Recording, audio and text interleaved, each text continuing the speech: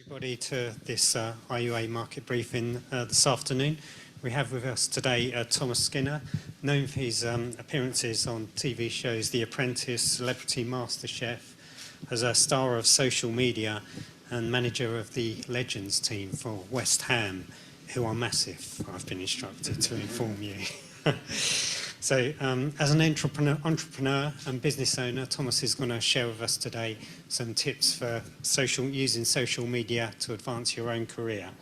And we have interviewing him today our own Tom Hughes from the IUA, Senior Market Services Executive. Okay, thank you very much, Scott, and thank you, Thomas, for taking the time to join us. Really appreciate having you here. So I know you're a man who likes to get straight down to business, so we'll get straight to it and try and head off some of the questions that would have come through in the Q&A early. And the big one was, what have you had for breakfast today? Well, do you know, today it's actually been a bit of a funny one because I text that. So we've got a WhatsApp group we want to work with, right? And at 3:58, Cole? I've sent the text at 3:58. Well, who's up for Dino today? And no one replied. So I had a couple more hours in bed. So I didn't actually have any breakfast today. And when I got here, the two guys over there went to Pret and got us a nice chicken and bacon sandwich, which was lovely. So not exciting, not my normal Dino's breakfast. I'm surprised you're still up and running so well. I know. Okay, well, something Scott mentioned a moment ago, we'll come straight on to. So obviously every fan watching their team play, they like being a bit of an armchair manager. So we like pointing out what the manager's doing wrong, suggesting tactics, substitutions. And quite recently, you had the opportunity to put this fan turns manager theory to the test. And it would be really good to hear a little bit about the experience, how it went, and of course, what you learned in your first experience as a manager. Yeah, so it was the most bizarre thing I've ever done in my life. Literally, I'm on Twitter all the time, and I've squad rubbish today. We should have done it. Nothing that any other fan wouldn't normally do. So, just been tweeting, and all of a sudden, I got a phone call from my manager, and he went, Tom, he said, West Ham want you to come down to London Stadium and have a meeting. I said, all right, lovely. Thinking it'd be a bit of, I don't know, charity night or something like that. So I'll go down there. So I've run Cole. Cole's my mate who's become my driver. I said, Cole, we've got to be down London Stadium at 11 a.m. for a big meeting. 10 to 11, now, but I've told like a couple of people, 10 to 11's happened, 10 to 11 in the morning, and I'm looking at him and I can see Cole put on the driveway, and I'm thinking, who's that in the back of the cab, yeah? So I've got to come down there, and my dad and my uncle have turned up. I said, what are you doing here? Like, well, it's West Ham, we'll come with you. I thought, for fuck's sake, right? So we've got, and the whole way down there, they're going, I wonder what it's going to be, I said, well, I don't know what it is, don't ruin it for me, please. I know it's to a light. And then we've got to West Ham, we've sat in the ballroom, and they're literally gone, Tom, what are you like at managing the football team? I said, well, you know, I'll give it a go. I ain't played since I was about 15, and they went, we'd like you to manage West Ham in a TST tournament in North Carolina. And I went, what? And they went, no, we want you to go to North Carolina with our Legends team and manage them. You'd be up against Dortmund, Wolves. And I looked at my dad and went, he could do that. Straight away. And I thought, yeah, okay, why are you picking me? And they said, well, because you're a West Ham fan, you're always on social media talking about it. We'd love you to give it a go. So I thought, wow, this is the best job I've been given. And then literally my uncle piped up and went, just let you know, when we get on the plane, we only turn left. I was like, oh, you know what I mean? But yeah, they give us the job, and out to North Carolina, we had a few training sessions, and it was bizarre because obviously all the players, Cole, Marlon Airwood, Hayden Mullins, these are players that I watched growing up and I admired, and I've had half of their shirts. So when we done the training days down at Chadwell Heath, and I'm literally, I was a prop manager, I'm telling the team what to do. They was listening, going, yes, gaffer. I was thinking, I don't know what I'm talking about. Like. But yeah, it was. We all teamed up and we went to Heathrow Airport. We flew out to North Carolina, and I mean, shall I tell the story of what happened out there? I haven't heard the story yet, Tom. So it's quite a mad story. So I've never been to America before in my life, and so I was not, and I'm a very, very, very bad flyer. So, but because it was booked so much so last minute, the whole West Ham team was all in different seats all over this plane. So I've got on the plane and I'm shaking, scared, and I've sat next to this American couple who become my new friends. We text all the time now, yeah. And they was like, "We love from North Carolina." They're going, "Don't worry." The fella, his name was Dave, was saying a prayer for me, going, "You're going to be fine." And I didn't know what was going on. And then also, like, people would come around taking selfies with me on the plane. They're going, "Oh, Tom, what are you doing?" I said, "Well, I'm managing West Ham." They look at me going, "What?" And I was wearing a West Ham kit, but I'm sitting on my own at the back of the plane. Like, so I was thinking he's obviously talking rubbish. And then they go, "Hang on, it's on Ferdinand's over there." Like, it was a bit surreal. As we're coming into land, obviously we're like, guys, we're all grouped in on the plane. We're going to land. We've got a bus picking us up. We're going to the hotel. We're going to have dinner. Then we're going to prep for the next couple of days. And we've got some big tournaments at Tom and I'm sitting. I'm honestly on the plane going, right, writing down formations, thinking I'm like the next whatever Pep was saying. And as we've landed, we've got off the plane. We're like the last people coming on the queue. As we get to the queue, everyone goes through. I'm the last person in the queue. Give him my passport. He's gone, looked at me. He's gone, fingerprints, boom, boom, like that. And all of a sudden he's gone, "Sir, stay there." This big American fella. I thought, "Oh no." These two security guards, and you've never seen, they were massive. They've gone, "Come with us, sir." I thought, "Oh, what has happened here?" They've put me into a room, locked the door. I have my phone with me still. So I'm texting them, what's it going, saying, "Guys, just wait for me. I don't know what's going on." They're like, "Oh yeah, what's happening here?" Two like American police coming into the room and started pulling up things that I'd done from when I was a kid. And they're saying, "You've not disclaimed this on your Esther." I said, "Well, you never asked the questions." Yeah. And I nearly got kicked out of the country. They wouldn't let me into the country. They was going, "Look, you have to fly home." And I said, "Well, I can't. How can I fly home?" I said, "I'm managing West Ham." And we had to get West Ham to ring him up and say, "No, he generally is in North Carolina, bringing like FIFA football over there for the Premier League to build up the football fund in America." And they luckily let me into America, just by the skin of my teeth, thought I was going home. And then the next day, obviously, what everyone said, don't know who he is, I know I'm going on a bit. My wife was 8 months pregnant when I left. With the due date. Perfect time. The due date was going to be the start of July for our twins. So now we're in day 2 in America, and I've got the big American flag. All the Americans are my best friends. Everyone's going bosh like this, and we've got this big training day at the stadium. And it's brilliant, honestly brilliant. Like, we met all the other teams, and we thought we was going to win it.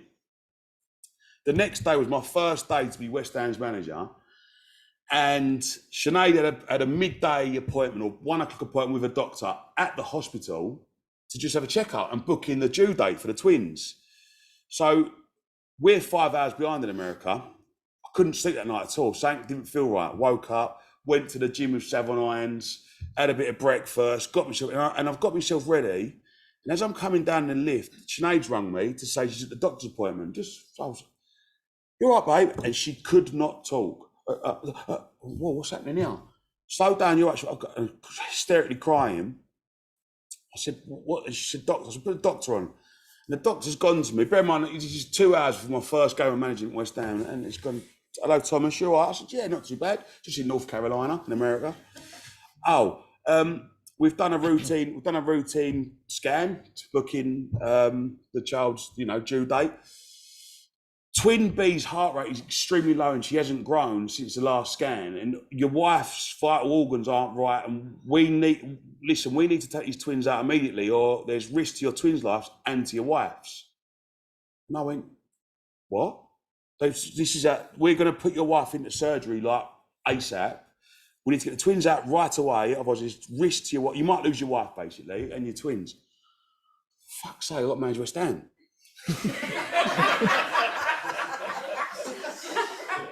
So, but I've got all of I'm crying. In my head, I'm thinking I'm never going to see my wife again. Like, I'm going to lose the twins. It's going to be me and my little Emery. I've got to lift and I'm just crying and I'm burst out in tears. And I got to the bottom, and Anton Ferdinand and Jimmy Walker were there. "Hey, Gaffer's here. What the fuck's wrong with you? My wife's going to die." "You what?" "My wife's like," and I'm just having, and bear in mind, they're filming like a Netflix documentary of all this as well. And he's got the camera right to me. I said, "Fucking get that camera at my face. I'm sorry, but like that." I said, "I need to go home. I need to go home." So David, who runs West Ham, said, "Tom, look, the bus for the team is going to the stadium. It's en route to the airport. Get off at the stadium, we'll get a cab, and you go straight to the airport going, thank you very much, got your passport. And I'm on the bus, I'm an emotional wreck, and I'm texting saying, it's going to be fine. Listen to the doctor, it's going to be fine. I'll be home. I don't know if I'll make the berth, but I'll be home as soon as I can. Give me 10 hours, 12 hours. So we've got on this bus, we've got to the stadium, we've got off. Bear in mind, it's not like London or Essex or Kent. Like, America's so vast, there's nothing there. There's just 100,000 seat stadium, and that's it. And there's no cabs. So I'm running, trying to get a cab, all distraught, and ringing up my dad, ringing up my mum, ringing up my cousin, get everything sorted back at home. Someone's now with my little boy, someone's at the hospital with Sinead. And I couldn't get a cab for love nor money. So I went back on the bus. It's a big yellow American school bus. I went, mate, take me to, he went, I can't take this on the interstate, man. I was like, please, just take me to the airport. I've given him a few $100s, and he took me straight to the airport on this big old, and I'm sitting on this school bus on my own. And I've got to the airport, there's a queue, like, you know, mad queue. And there's this bloke, he said, I was all upset. I said, mate, can I just jump in front of you? He said, you look like you're having a bad day. I thought, hero. Got to the front of the queue. I said, need the next flight back to London. Anything you got, I don't care what it is. I need to get home with my wife. Right out on the computer. Sorry, sir, all flights are fully booked. I was like, right. We're sitting there for ages and ages and ages going for a go. She went, there's one flight you can have. You need to fly from here to Philadelphia, then from Philadelphia to Heathrow.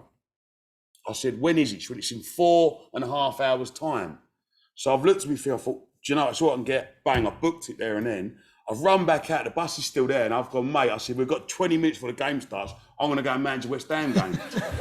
And this is a true story. So I've got back on the bus. Now, the kickoff in US time was 10:30 a.m. It was like 10 o'clock. I pulled up at the car park at 10:28. This is no lie. I looked at my thing, 10:28 a.m. There was 100,000 people. I jogged through, pushed the queue out of the way, climbed down the seats, jumped the fence, got onto the pitch, and went, Gaffer, what are you doing? I said, I've got 4 hours to the next flight. I do think I'm not coming to America, not managing West Ham. It's happening. So I give the best motivational speech of my life. Everyone come around me and they're going, let's do this for the Twins. Let's do this for Tom's wife. We're going to win. And I went, look, guys, listen, you're here. What you got? And I just give this speech. You come out of nowhere. And I was emotional doing it. Anyway, game kicks off. We got battered 4-2. We got battered 4-2. My first game managing West Ham. I was going to be there for the rest of the day and the next day to manage more games. So guys, I've got to go. Everyone cheered me on. Go on, go. I got in a cab, went straight to the airport. And this could only happen to me, right? So I'm a bad flight. I've got on this plane, and this plane is absolutely ramo. And everyone in America is quite a lot bigger than everyone over here. Yeah, so it's like, and I'm on the edge, and everyone's got two bags. And it was like saying from a film, because there was two guys at the back of the plane with cuffs on who were moving. It was like Con Air. It was actually moving, because I was talking to the geezers with them. Planes took off, and it's only a 50-minute flight to Philadelphia. And as we're coming in, this has never happened to me in my life. We're coming down to land, and we must be about 200 feet above the ground. Wheels are down, everything.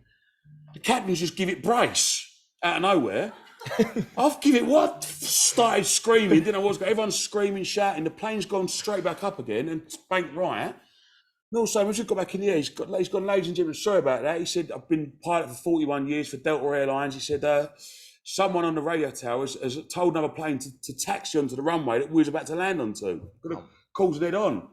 Thought, well, that's all good, like you've saved our lives, but I'm going to miss my connecting flight now back to London.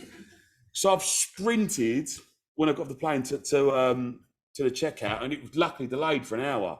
So I literally went, upgraded to first class, I sat in my seat on my own and had a beer, got home, landed, Cole picked me up at the airport, straight to the hospital, and I met the little twins for the first time. So yeah, it was mad little story. Some people who didn't know the end of that story were waiting there for 10 minutes going, oh my God, are the twins okay? Do you know what I missed out? Do you know what I missed out as well, yeah? I missed this out. So when I got onto the first plane, going for security, I got a text from Sinead's sister, FaceTime Sinead's sister crying. She's gone into operation, she's gone into theatre, she's okay. There's loads of doctors. I went, yeah, because there's twins, there's more, there's like all this, like the other. When I boarded the first plane to Philadelphia, I got a text from Siobhan, her sister, saying, 2 beautiful girls have just been born. And I text back saying, how's my wife? And we took off and lost signal. So I had to do that whole flight as well, not knowing if she was alive or not. But Tom, I don't know if you've thought of this yet, but that kind of 48 hours sounds like it needs to be a film. I've written a book about it. I've just been writing a book about my life, and I finished the book the day before I went to America. And then when I come back, I rung up. So I've got to fucking add another chapter.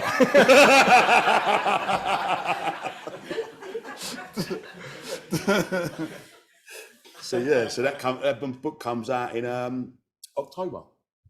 Look forward to it. Well, it sounds like a very smooth start to your managerial career, obviously, and all went very well. But we've dealt with the now, and we want to take a look at the then, sort of how it started for you. Insurance is very much a risk-based business. It's the business that we're involved in, and I imagine. Am I like that? Yeah, we don't need that. Yeah. I imagine that you had to take some early risks yourself, and with your businesses, perhaps avoiding certain risks. Is there anything you can talk to us about some of those challenges and how you overcame them? Yeah, I mean, I started out as a market trader. So I had stalls on Dagenham Market, Romford Market, Bovden Market, Christian Market. And I used to sell anything I could get my hands on. Literally anything. Like, pick up parcels, ring up, boom. And for years, I was very, very good at earning money because I was a good salesperson, but I was even better at knocking it out. So I never really built anything until I was in my 20s. Because even I was going nicking myself a couple of grand a week at a young age, when we mates were like grafting on building sites, but it was me going, right, we're all going to West End. It took me a little while to learn how to manage my money and manage myself. And one of the biggest lessons that I taught was I remember buying a parcel of barber coats. It's funny enough, I was with Ben Wilson, who I used to work for. And I bought a parcel and I put all my, let's say it was 15, maybe 20 grand's worth of coats. And I had them all in my Sprinter van.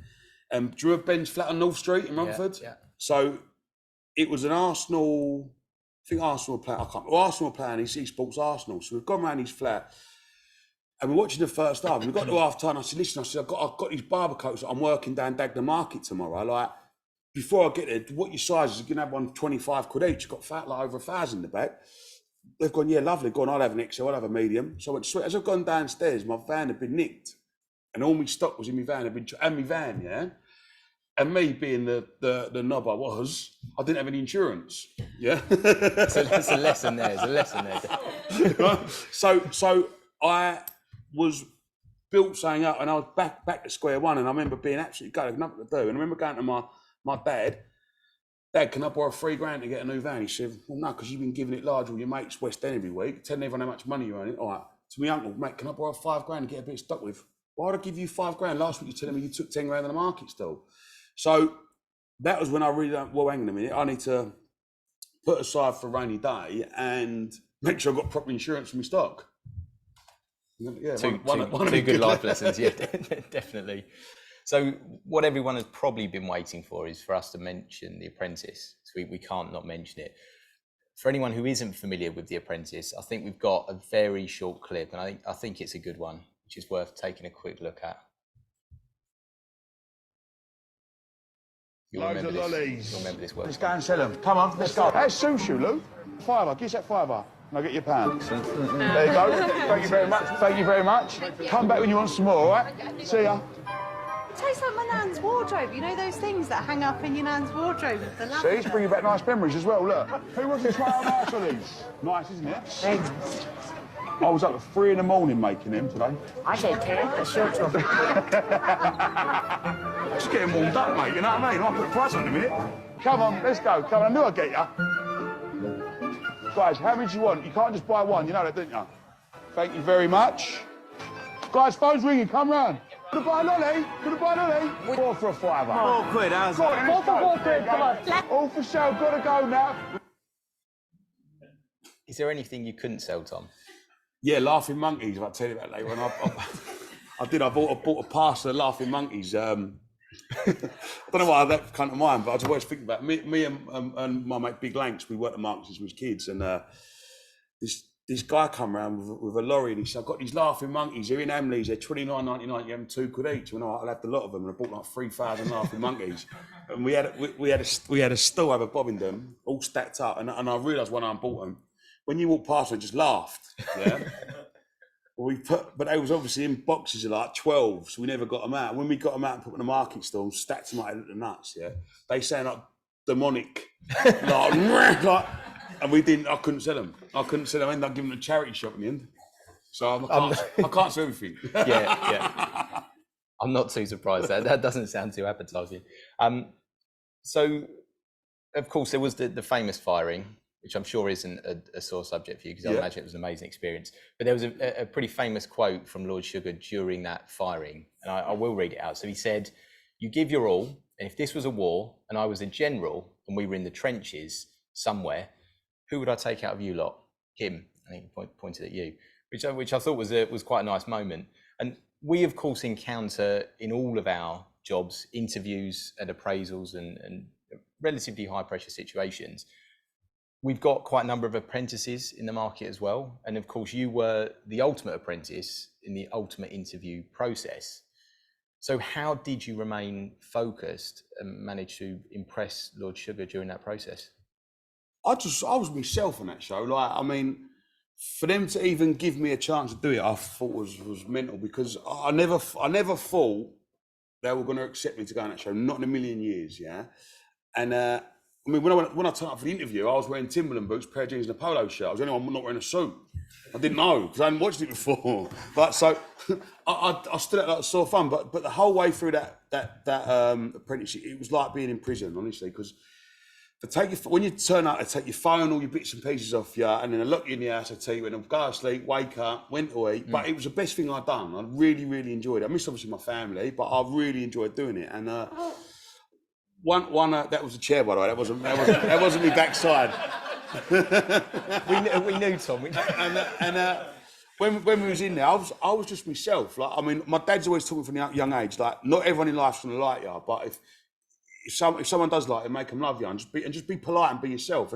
And I was just myself. Everyone was going to, oh yeah, I've done this at university, like I'm the best. And I was like, well, I ain't the best. I'm here because I want. And everyone kept telling me how much money they can earn. I was thinking, well, you're all liars, because you wouldn't be here, because you're here to get 250 grand. You know, let's be honest. So like, and that was the whole purpose of me. I was there to get the money to build up my pillar business, because I had a good little business doing pillars, but I never had the readies to go to the next level. Yeah.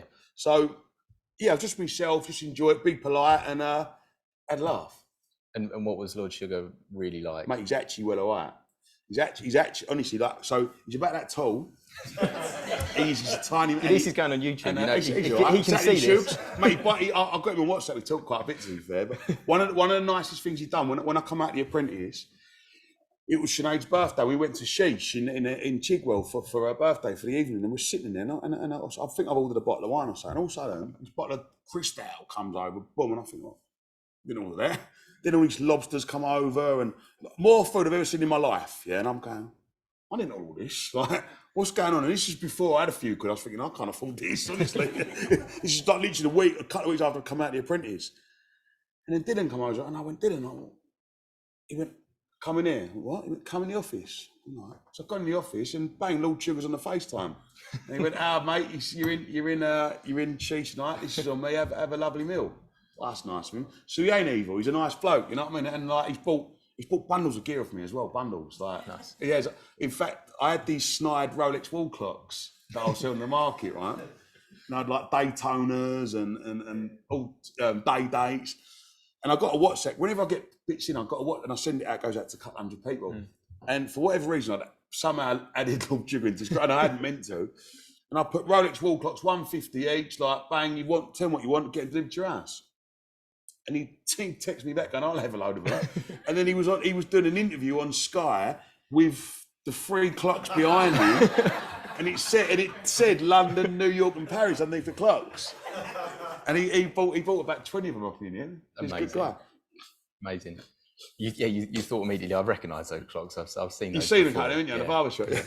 So as I've heard, having seen other people be interviewed, that he wasn't one for getting things right first take. Is that true? No, he's custom. He was pretty good. It's all right. Okay. I think people like to talk about him because they didn't win it. I think he's a legend. You know what I mean? I love him. Like, he was a good man. He's always been like, text me on day, said, "How the twins?" He's a nice man. You know what I mean? And he obviously got me, he's in his 70s, so like he can be a bit grumpy to some of the camera guys, but he's a right Good bloke. Good. And he'll be pleased when he listens back on YouTube later, I'm sure. So I can feel Deb's eyes burning into the back of me because I know we need to talk about social media. Yeah. So the big question that I think everybody would like to know the answer to is how can we get as many LinkedIn followers as you have on Twitter? So it's about 260,000 now, isn't it? You need to go down to Dino's Cafe at 4 in the morning and you need to have a sunshine chicken curry and round chips at 4:30 in the morning and then say, good morning, you lovely people. I'm down at Dino's Cafe, the best cafe in East London. And of course, I've got a lovely sunshine chicken curry. And do you know what? I mean, I didn't realise how powerful social media was until probably 6 months ago when I mean, I've always, since doing The Apprentice, I've done like 8 out of 10 cats. I do Good Morning Britain every week. I do loads of things, but I've always carried on working. And I built up a really big bed firm off the back of it. And I spoke about this last week when I was in Glasgow. Now I built up a company where I was taking 130 grand a week in bed sales. Yeah, bear in mind, average sale price between 500 and 600 quid. Yeah, so it was only between 200 and 300 customers a week. But we was doing like extortionate turnover. And then off the back of that, this was without social media. This was just sales all through social media. Then I got a shop in Lakeside Shopping Centre. Then I got ones in Brentwood. Then I thought I was Mr. Big Time. Yeah.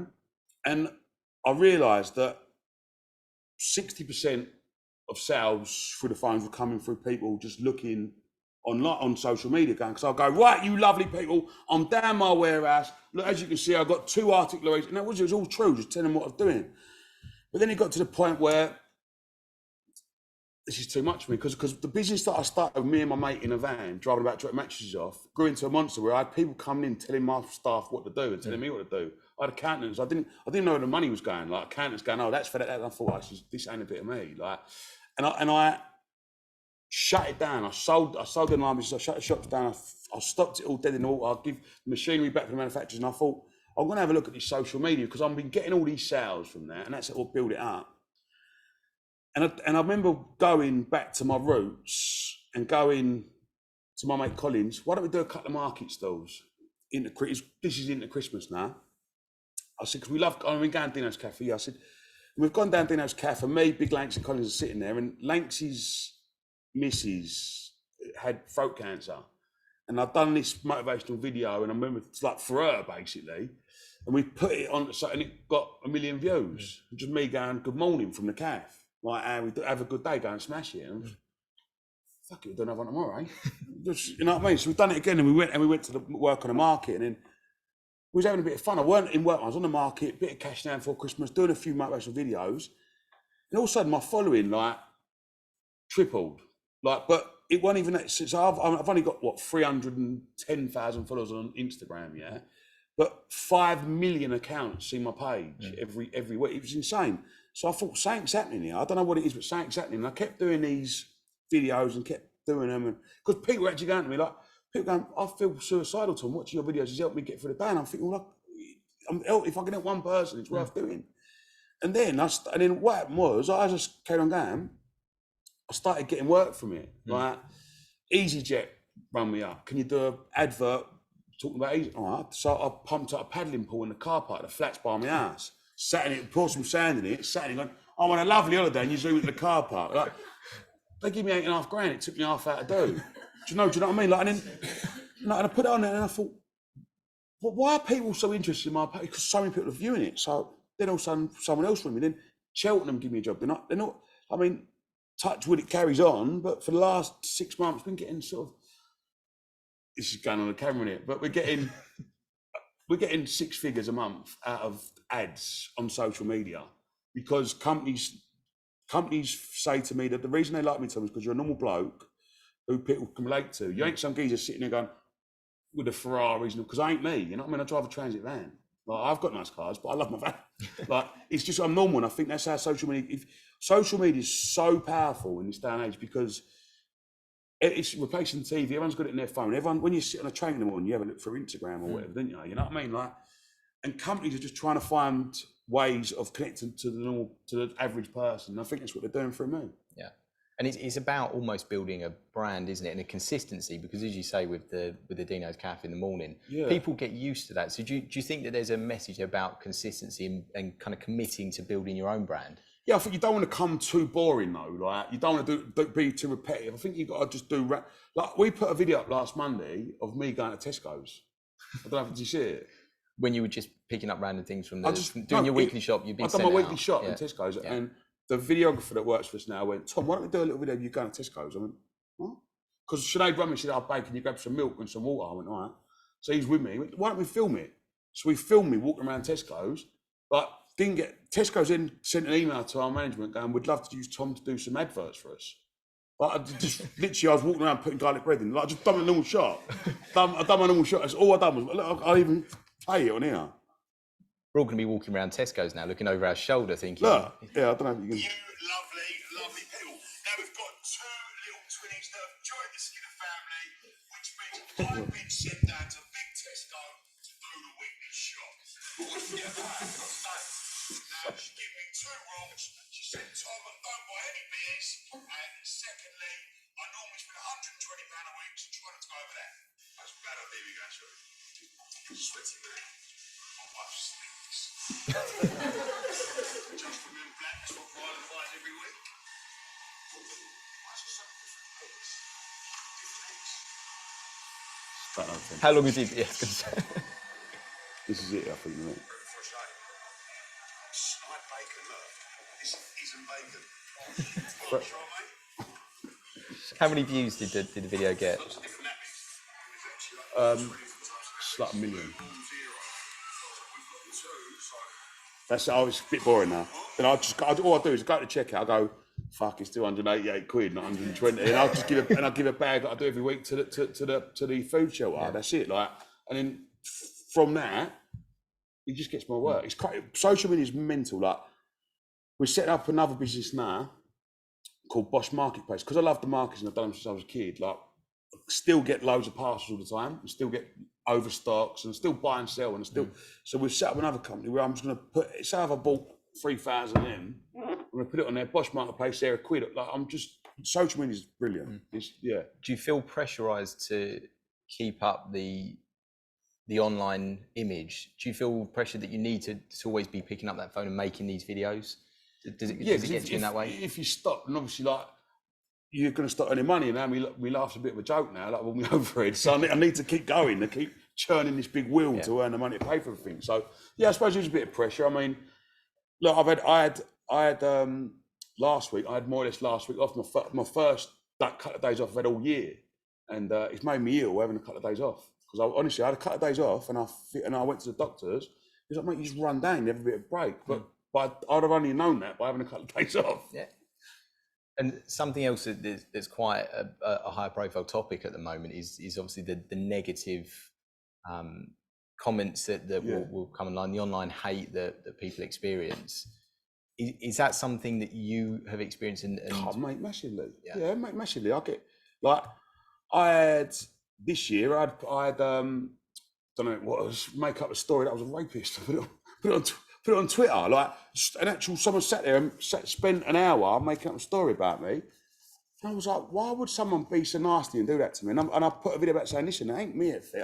I'm rough, tough as old boots. Do you know what I mean? I've worked on Marshalls my whole life. Like I said, my face is not just spark out. You know what I mean? But my wife will sit there and read it. My sister, my brother, like my friends, it ain't like, do you know what I mean? Do it, like, don't do it, because he's trolls. Like, you got to remember it. And I remember Ryland, who's a very good friend of mine, yeah? And I remember talking to Ryan about it because he gets it all the time on there with his teeth and that. Bless him, now terrible teeth though, right? And I keep telling you, he's gonna. He watches. But he went to me. He went, "You've made it now." What do you mean? Because someone has sat down and typed a thing up and put it on Twitter and people are talking about you.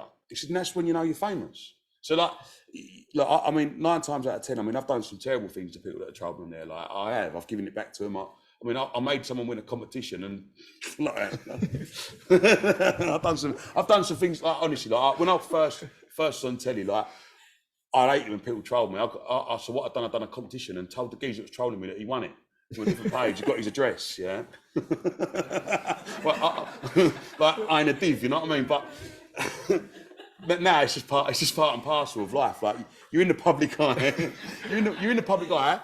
Not everyone's gonna like you. If they don't like you, if they look, I get called fat, I get called ugly, I get all loads of things. I don't care. You know what I mean? Listen, I'm the one that's got a bent in my driveway. You know what I mean? So I don't care. Yeah. Well, I can confirm nobody's going to be entering the competitions now from this point. we've all given up now, definitely. So obviously things are moving pretty fast when it comes to social media. I know you can't rest on your laurels because way back with MySpace and Facebook, Twitter, Instagram, TikTok, Be Real. Have you got any idea on the direction of travel? Because obviously from a business perspective, we're very focused on LinkedIn, but I know that there's a huge amount of movement and new platforms starting to emerge. So do you try and keep pace with what's happening? I haven't got LinkedIn. Someone's got LinkedIn in my name and my picture, but it's not me. I don't know who it is. Yeah. I connected with them, Nick. Yes. Well, there you go. See that? I mean, I think Instagram and Twitter is where I've made a lot of money from. TikTok is like not really for social. Like TikTok's just people being stupid. Like I'm going to electrocute myself and film it, and then you're going to get 100,000. It's just random. I mean, yeah, everything is becoming social media based. Like I've earned more money from social media than I've ever earned anything else in my life. So I think all businesses should be on it, doing it, 100%. And one last question from me before we just see if Deb has any from people joining online, or if anybody else in the room has any questions. Have you got any plans for what's next? You've managed West Ham United now. It's hard to know where to go. Yeah, I'm just going to carry on. I'm going to try and take a little bit more time off from my family now because I've got 3 kids now. So I've literally, for the last year, I haven't really started. I mean, Cole, how busy we've been, mate? It's mental. Like every day, I'm going to be having a break now, and I just can't turn off. And I would do 2-3 things a day, sleep 4 hours a night. It's insane.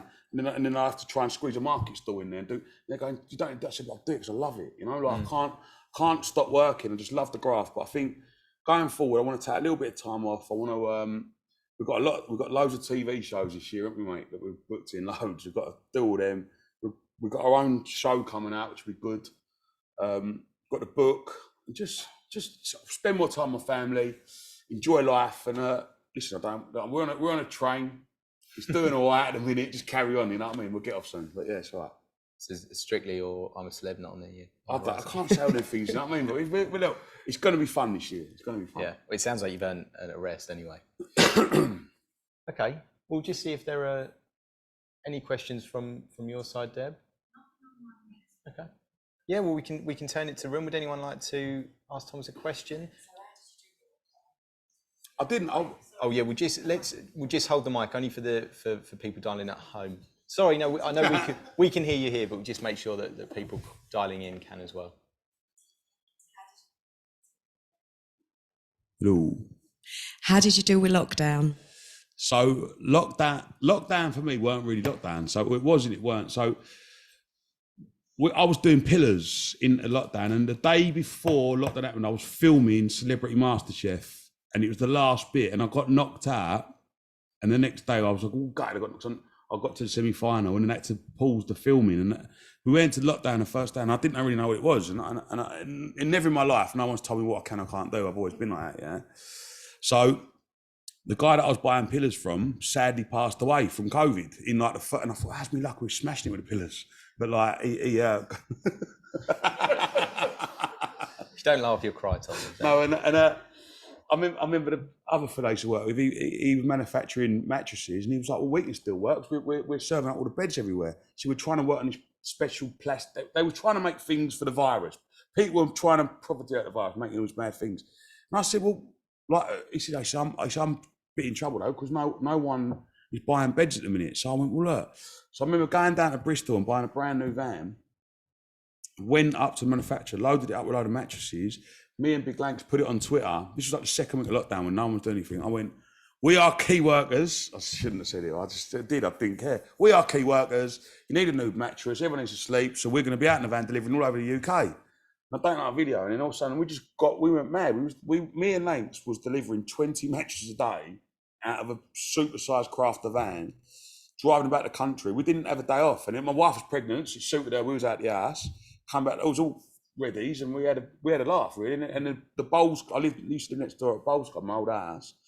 And the old boys in the bowls club did not care about COVID one bit. Yeah, they was playing bowls every day, and they said, "When you park your van out, do you want a pint of beer? The bar's open." So we had a nice lockdown. To be fair, we worked every day, and I mean, it's sad. A lot of people it was sad because loads of people did lose their businesses, and it was a hard time for a lot of people. People lost family. I lost my nan, you know.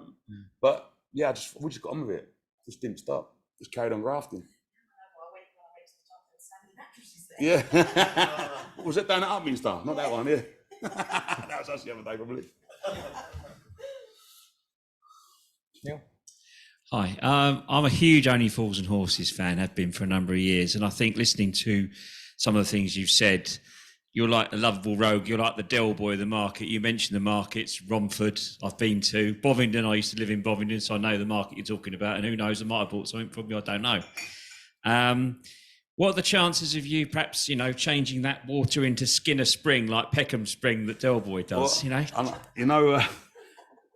I have brought out so many Bosch products. It's a joke. We've done last year before last. We've done the Bosch driver, Bosch Golf Club. Went out to China, got a driver made. I've just tried doing loads of products. You know what I mean? And they're always done well, but it's hard. You know what I mean? Especially when you're buying things from abroad. And I ain't really. Honestly, I'm not a good business person. I'm not. I tell you to everyone, I'm a lucky person that's good at selling, but all the business bits of things, I'm terrible at. You know what I mean? I could sell anything to anyone, no problem. But how to make it, how to package it, how to send it out, how to do the paperwork, I can't do. So that's why I've just built it up with a good team around me, and I just do the talking. You know what I mean? That's it. There's definitely a lesson about teamwork in there, and perhaps, Deb, an opportune moment for you to ask your question of Cole. Cole's been waiting for this moment, haven't you? Thomas, you have a very, very busy schedule. Yeah. Now, you're doing brilliantly, fantastic, but who's behind you? Who's helping you? Who's supporting you? What's your PA or your EA's role? How does that work? I mean, I haven't actually got a PA. I've got Colin. So Colin does me ironing. No, yeah. No, so I've got a phenomenal team. I've got a really, really good team. I've got Alex that does all like commercial deals for me. I've got Liam who's like my publicist. I've got Colin who's my friend and my driver. Colin was a black cab driver. He's been my mate, and I was like, mate, we're so busy. Like, I love getting in black cabs. We go for all the bus lanes. Like, do you want to be my full-time driver? And he's but he knows my diary better than I do, don't I? Because I don't read anything. Like, I was filming I was on a movie set yesterday for a new movie coming out. And I got there and I was like, you read the script? I mean, I didn't even know I had a script. So he was like, I'll tell it to you the other day. So Colin is like on the ball with all the diary things. He knows where we're going, what time we've got to be there and plans and routes. But yeah, look, I've got a really good team behind me. My wife I spend a lot of hours on the road and all over the country. So my wife's very understanding. Like, obviously I missed our twins, but I'm never going to read that down. You know, I had to get her a couple of handbags. But but yeah, like, I've got a great team. I've got my team and my friends. They're like, I've brought my mates with me on this journey. Like, we've got Collins, who's been my friend from old, who does a march with me. Big Lanks, used to run, who still does all my bits and runs all my logistics. Like, all my friends I've brought with me, and I've somehow dragged them into some mad thing and they're on the firm. It's just surrounding yourself with people you can trust. Listen, like, you ain't got nothing. I've said it so many times. And I don't call people staff because they're my team, they're my pals, yeah. But without them, you ain't got a business. So you ain't got what you're doing. So they come first. Like, say if I don't know, you had an argument with them, I'm with them. Like, you know, that's how it is. Do you know what I mean? Yeah. They're my family, they're my friends, and we look after them, and that's it. It works. It works. Any other questions for Thomas? Yeah, just here. You've also got young children yourself. What are your thoughts around them on social media? Oh, I mean, my little boy just started talking, so I'm a little bit beyond that. But yeah, I never had social media till I went on The Apprentice, and I was advised to get it. And I remember I gained 100,000 followers on Twitter the week that The Apprentice was on. And I don't know why, honestly, because everyone else that was on that show didn't really gain a big following from it. But what scares me with that, yeah, is anything you put on there, anything is there for life. You know what I mean? Like, and me being me, like I've said loads of things. I actually done a tweet about Philip Schofield, 2 years ago, right? Because I don't like him and I know what he's about, right?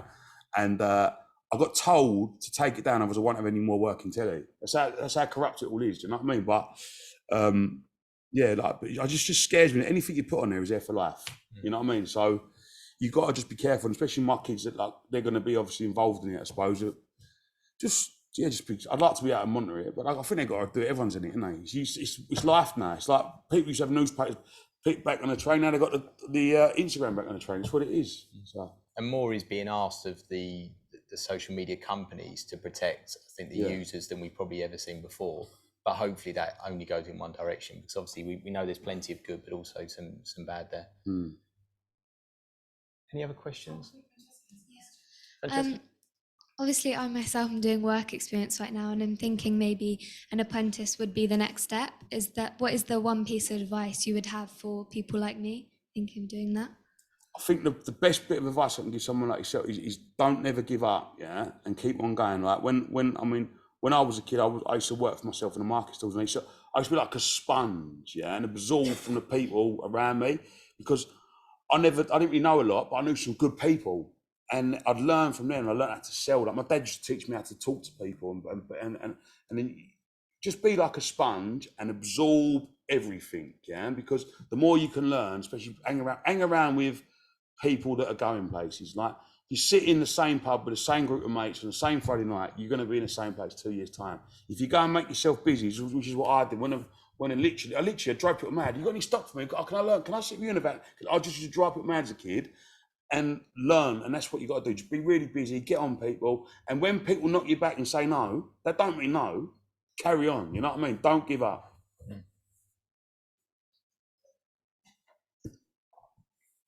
Sorry, not wishing to hog the limelight.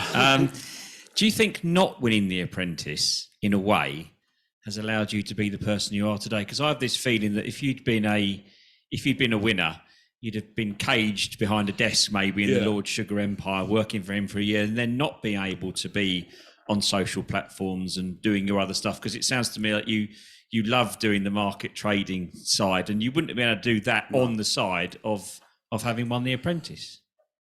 I think by not winning it, I've done better in life than what I'd have ever done winning it. 1,000,000%. Like, I mean, I never won a task on that show. Like, and I love doing it. But I think if I'd have won it, I think I'd have given half to Lord Sugar and had £250,000. Yeah, and then that would have been it. And then we'd have listen, I ain't knocking it. I'd have had a fancy wage. I've had the best business mentor, and I'd have cracked on in that very corporate route. But I think I've earned more money and have been able to do more in my life by not winning it and being sort of the geezer that was rubbish from Apprentice. But he's here today to do a talk, or he's here on this TV show. You know what I mean? And I think by not winning, it's helped me. Does that make sense? Yeah. So what do you do for downtime, like to chill and relax? I don't. I literally, honestly, like it's become. This is what I was last week. I went to the doctors, and the doctor literally was like, "Mate, you need to have some time off. Your body's going to shut down." Like, I haven't had the time. And what happens is, I've got this group. It's like I think it's like this group. They're like Tom. Like today, I've got to go and film a Hello Fresh advert this afternoon. Like, there's no downtime. But when I do like Friday afternoon in the pub with my pals, have a beer. I love doing that. Yeah, it's like tradition that we've done for years, haven't we? Friday afternoon, get absolutely battered. Yeah, wake up Saturday morning, go to work in the market. Short straws driving, and it's just beer on a Friday. If I've got time, if I can take my little boy to nursery, like I love doing that, and I just love chilling out with my family, watching the film indoors. But it's just so hard to nowadays. It's a bit mental. But hopefully, next couple of months, I'll have a bit more time off. You mentioned Philip Schofield and being told you have to take it down, and we're talking about social media now. How much would you say you felt you've had to change, given the woke times that we're in, and given that some of the jobs you may get offered? Did you find yourself in a situation where you think, I can't do that because that's going to compromise who I am? Yeah, well, yesterday I had a meeting, a Zoom call meeting with a TV production company about doing a new TV show they want me for, and the geezer went, cut it short, because he Googled me and seen me had an interview with Nigel Farage 2.5 years ago. I was like, But that, I remember going to the geezer, I went, mate, listen, I went, just because I've had an interview with over 1,000 people, yeah. Like if you can only pick out the people you want to have interviews with, you ain't going to go nowhere. You need to be with everyone and all that. But yeah, like I mean, that's what I think people like. I am me. Like I'll tell you exactly how it is. I won't change me for no one. You know what I mean? I've had to curb me swearing and that's it. And obviously, like I mean, I've lost my temper in places. Like, and I think it's stead me in good stead that I won't change for no one. Do you know what I mean? And like I will always say how it is. Like, and I've said, and you've seen me. Remember that I've been on the news before, and a geezer started talking to me, and I said, "Listen, mate," I said, "Put that camera down, I'll break your jaw."